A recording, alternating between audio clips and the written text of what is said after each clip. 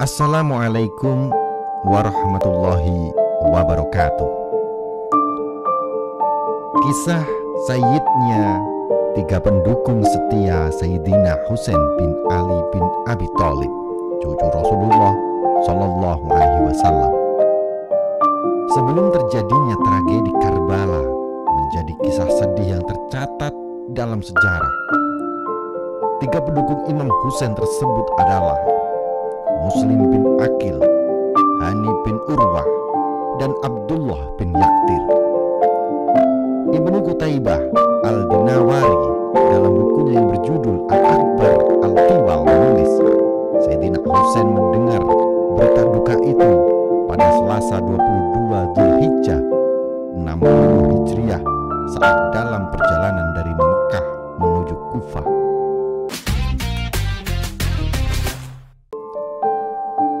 Mendengar berita ini, Imam Husain berseru, "Inna lillahi wa inna ilaihi roji'un." Setelah mereka pergi, kehidupan ini tidak berguna. Setelah itu, beliau pun meneteskan air mata dan para pengikut beliau juga menangis. Muslim bin Aqil adalah sepupunya Sayyidina Husain. Ia merupakan utusan yang dipercaya oleh Husain ke Kufah. Muslim hadir dalam sebagian penaklukan kaum muslimin dan juga dalam perang Siffin. Dia pergi ke Kufah sebagai perwakilan Husain. Dialah yang melaporkan seluruh perkembangan di Kufah. Laporannya di antara lain memberitakan akan kesiapan penduduk Kufah dalam menyambut kedatangannya. Dengan pengangkatan dan pelantikan Ubaidillah bin Yazid sebagai gubernur dan penguasa Kufah, membuat penduduk Kufah berada dalam ketakutan sehingga mencabut dukungan mereka kepada Muslim bin Aqil. Tidak lama kemudian, Muslim bin Aqil berhasil ditangkap dan atas perintah Ubaidillah ia dibunuh pada hari Arafah tahun 60 Hijriah. Imam Husain bertanya kepada putra-putra Muslim, "Sekarang apa yang akan kalian lakukan?"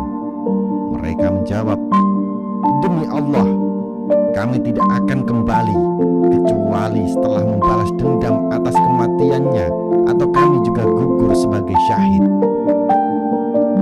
Menurut ahli sejarah, Imam Husain menyempurnakan hujah bagi seluruh pengikut beliau setelah mendengar kesyahidan Muslim tersebut.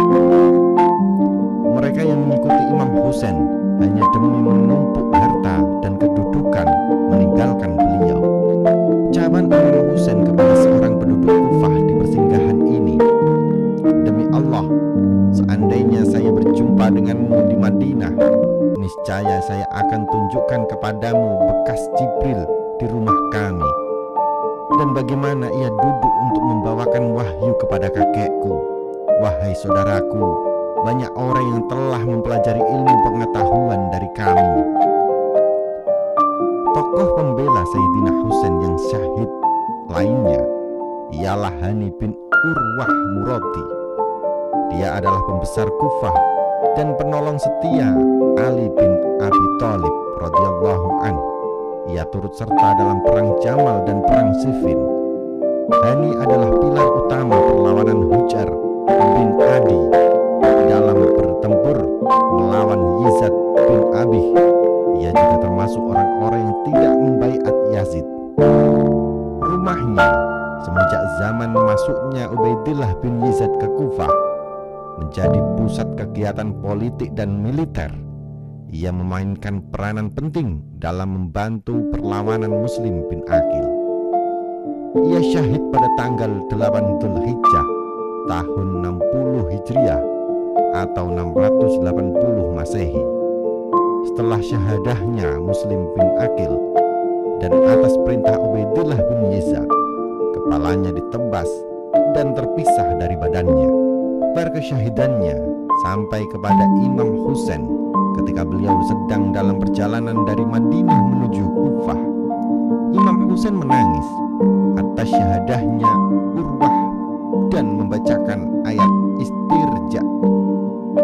Quran Surat Al-Baqarah ayat 156 serta memohonkan rahmat baginya. Satu lagi tokoh penting yang syahid adalah Abdullah bin Yaktar.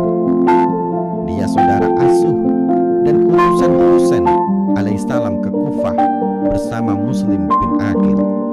Ia ditangkap oleh Hasyin bin Numair atas perintah Abu Yazid di Qadisiyah setelah itu, karena ia menolak mengucapkan kalimat-kalimat yang tidak pantas untuk Ali bin Abi Thalib dan Husain. Ia dilemparkan dari atas atap istana khalifah yang menjadi penyebab kesyahidannya. Sesampai di Zubalah pada Rabu 23 Dzulhijjah 60 Hijriah, Sayyidina Husain memberitahukan berita kesyahidan Muslim bin Aqil, Hani bin Urwah dan Abdullah bin Yaktir kepada para pengikut di persinggahan ini.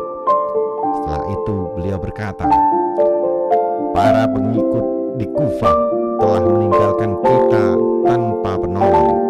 Barang siapa di antara kalian menghendaki, maka ia bisa kembali dan ia tidak memiliki tanggungan apapun dari kami."